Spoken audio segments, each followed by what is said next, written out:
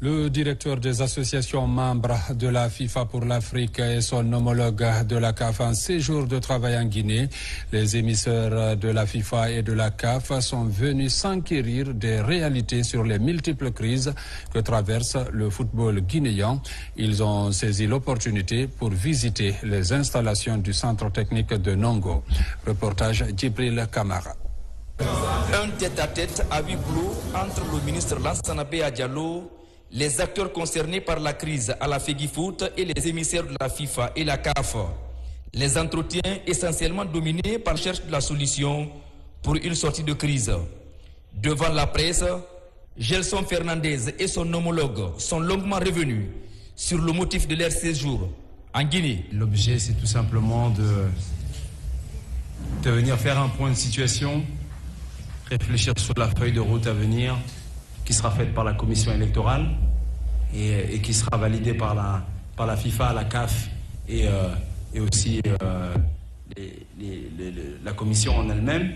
La seule chose que je dis à tout le monde, c'est mettons de côté les égos, mettons de côté les problèmes de personnes et pensons au football guinéen. Nous ne sommes pas là à vouloir éliminer qui que ce soit. La place de leadership pour le football guinéen appartient à tous, pour autant qu'ils soient éligibles, pour autant que les textes et les statuts soient respectés. Le tournoi de l'UEFA A des moins de 16 ans, prévu du 17 au 21 décembre prochain à Conakry, n'aura finalement pas lieu. Cette décision de l'Union des fédérations ouest-africaines est motivée par la crise à la FEGIFOOT. En tant que directeur Afrique, c'est un désaveu. C'est un désaveu et ça fait mal. On ne peut pas arriver dans des situations pareilles, à l'orée d'une Coupe d'Afrique des Nations. Une Coupe d'Afrique des Nations est quelque chose qui réunit toute la population. Dans 3 jours, il n'y aura plus de comité de normalisation. On fait comment? Qui finance ça? Qui administre ça? Un comité exécutif élu, il n'y aura pas de comité de normalisation, il n'y a pas de leadership. Pour une quelconque décision, Gelson Fernandez se réserve et promet que, dans un bref délai, la Guinée aura la décision de la FIFA. La Guinée est maître de son destin. Elle choisit ce qu'elle veut faire. Les membres choisissent ce qu'ils veulent faire.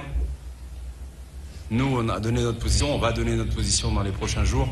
Moi, je le dis clairement et honnêtement, la balle est dans le camp de la Guinée.